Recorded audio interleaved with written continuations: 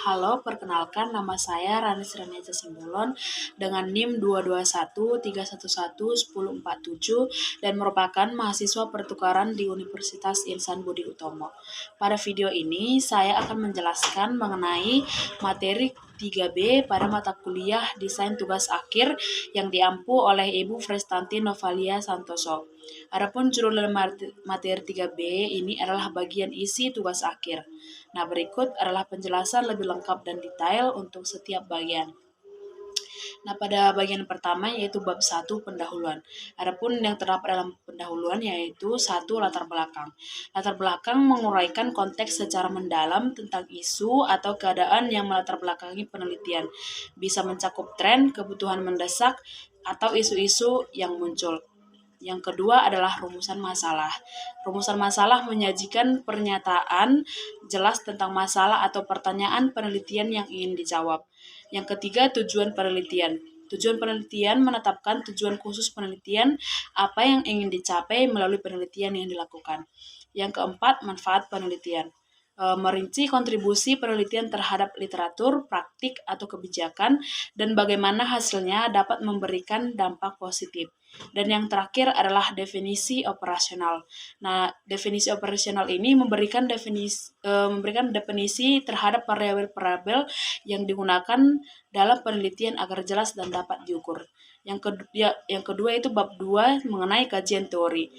Kajian teori terdapat landasan teori yang merinci kerangka konseptual dan teoritis penelitian, mengidentifikasi konsep-konsep yang akan diteliti. Bagian kedua yaitu penelitian sebelumnya yang relevan. Nah, melibatkan ulasan mendalam terhadap penelitian-penelitian terdahulu yang relevan dan mencari kesenjangannya. Kesenjangan pengetahuan yang ingin diisi oleh penelitian yang dilakukan. Nah, yang bab ketiga adalah metode penelitian. Menjelaskan rinci mengenai pendekatan penelitian berupa pendekatan kualitatif, kuantitatif, atau campuran, dan desain penelitian, serta teknik pengumpulan dan analisis data yang digunakan dalam penelitian. Yang kedua itu merinci populasi dan sampel penelitian, serta prosedur pengumpulan data. Pada bab keempat terdapat hasil penelitian dan pembahasan.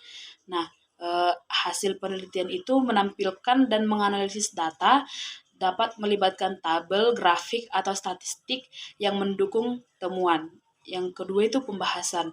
Pembahasan menafsirkan hasil, membandingkan dengan temuan sebelumnya, dan menjelaskan implikasi serta relevansinya terhadap teori yang dikemukakan di bab 2. Nah, pada bab 5 terdapat simpulan dan saran.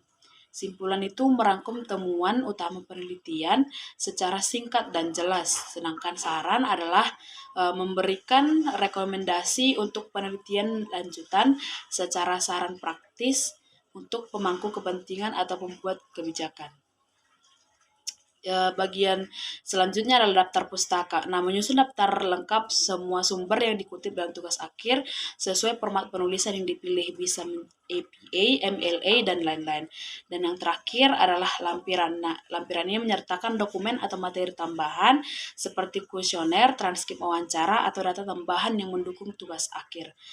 Nah, sekian penjelasan mengenai materi 3 dari saya. Apabila ada perkataan yang salah, saya mohon maaf. Dan sekian penjelasan dari saya. Terima kasih.